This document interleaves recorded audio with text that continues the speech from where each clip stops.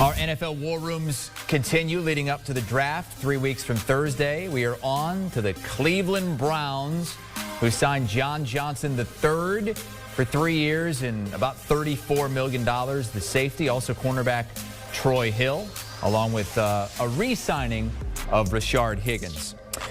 So let's break it down. We've got former Brown draft pick Brady Quinn. We also have Pete Prisco with us. Brady, how do you think they've done in free agency so far? I think they've done well. I mean, look, this is a roster where they've drafted well, they've developed well. In previous years, I think they've done a good job in free agency. So I don't know that they had a ton of work to do. And you kind of forget they've battled through some injuries too, in particular on defense. So really, when I looked at this free agency and you look at the roster, going, there's not really a whole lot for this team to do other than carry on what they did from last year and then build upon that. And that's going to be the biggest thing is how they go about doing that in this year's draft. Because as far as their starters, their frontline guys, there's not necessarily a ton of holes in this roster. It's really more building for depth. Yeah, and I think they did a nice job in free agency of really upgrading the secondary. John Johnson's a good player. You get Grant Delpit back there. You got a nice 1-2 punch. And then the cornerback position, Troy Hill comes in from the Rams. You add him to, Ward and Greedy Williams, and all of a sudden you look at that secondary, they're going to be much improved. But, of course, that's why the draft is coming up. You still need to get better up front.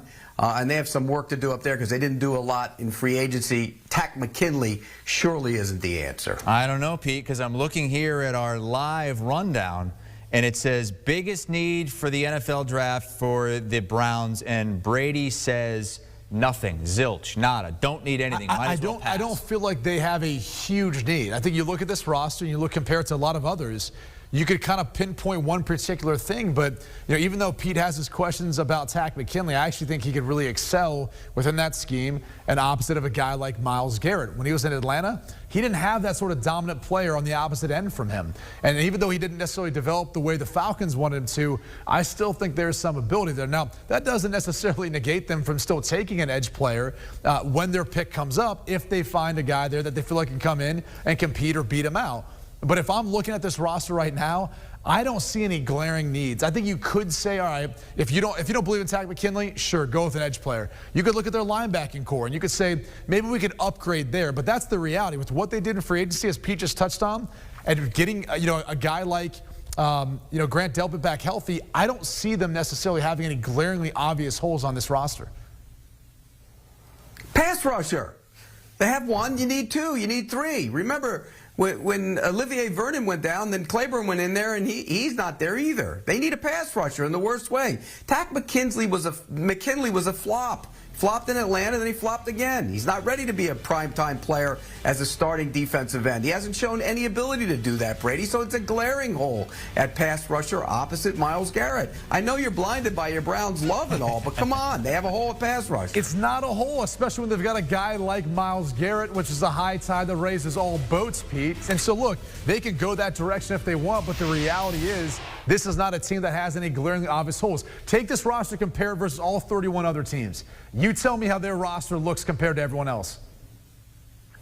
It's a really good roster if everybody's healthy, with one exception. They don't have a pass rusher opposite Myles Garrett. They've got one of the best pass rushers, though, and that's why, again, it's not a gaping hole. They've got a guy who's done it before and should be able to potentially excel, I think, in this scheme with this team.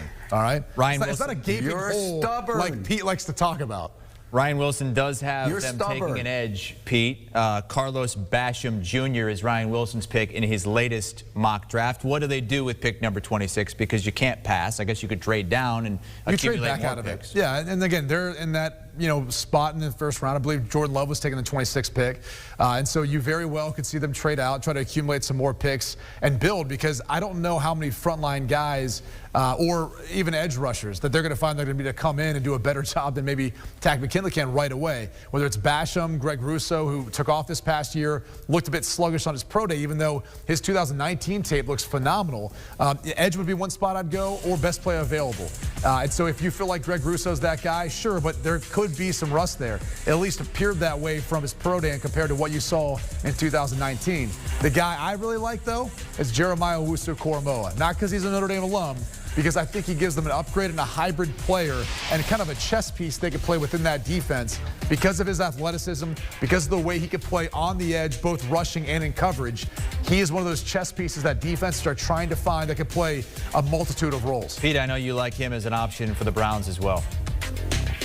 Yeah, again, the versatility it's amazing. And the way teams are playing nowadays, you'd love to have that hybrid guy. And, you know, when you look at what Jeremy Chin did last year for the Carolina Panthers, I think he can do that for the Browns. He can play a hybrid role. Remember, Ronnie Harrison was there last year and kind of played that role a little bit for them, but this kid would be an upgrade. But again, I go back to the edge spot. I see if you're sitting there at the back end of the first round and one of those pass rushers, whether it's Jalen Phillips or Greg Russo or even Carlos Basham is sitting there, you have to take him. And I know Brady is serving as the agent for Takk McKinley, but the guy has 4.5 sacks in the last 2 seasons. He doesn't cure your problems. I'm not saying he does, but you're not betting on a rookie you're taking at that point either being able to cure it. This is not a great draft class for edge rushers. You, of all people, should know that, so Pete. So I'm not sure you're going to be best suited going with an edge rusher in that spot. I'd rather go with a linebacker who I think is a plug-and-play player, which might be even more of a dire need when looking at this roster,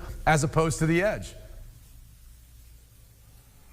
Whew, I just don't get it, Brady. You said they have no holes. I pointed out a glaring one, and you're pushing back on me. Yeah, because I don't believe it's as big of a hole as you're making it out to be.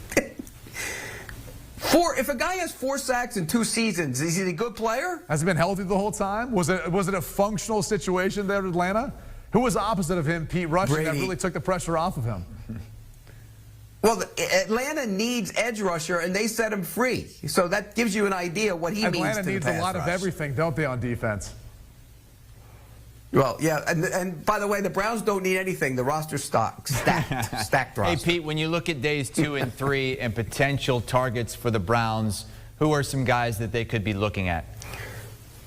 Well, I'd like to go pass rusher, but I don't want Brady to jump all over me. Joe Tryon from Washington would be a guy. Yeah.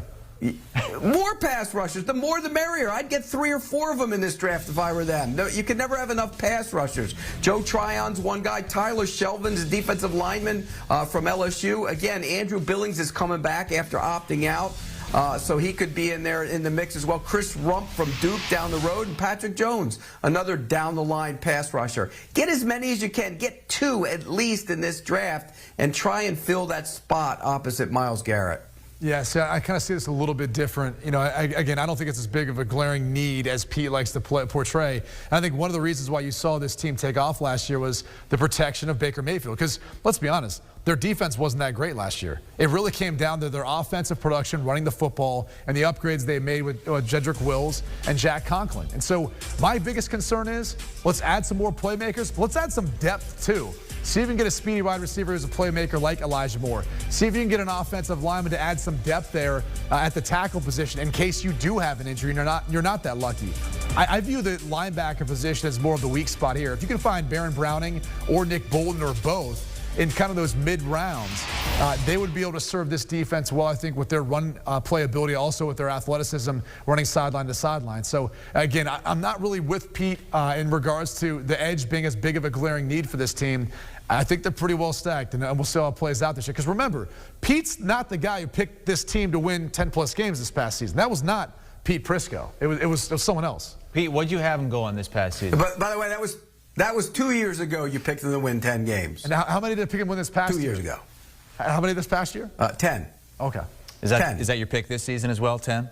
We'll see when the schedule comes out. He's 1 for 2. We'll see when the schedule comes out. Might be 17-0, Pete. Hey, it's better than 2-9 that you've predicted. So, Pete Prisco and Brady Quinn coming back as we continue our war rooms here on CBS Sports HQ. For the Browns in the AFC North, plus 180. Looks like they're a shoe-in to make the playoffs, or at least close to it, the expanded playoffs. Minus 175 there, but to win the AFC, 11-1. Looking to take that next jump. Want a sports network that delivers everything that matters about the game? The highlights, the picks, the instant analysis. No yelling, no fake debates, no politics. Hit the subscribe button and never miss a moment.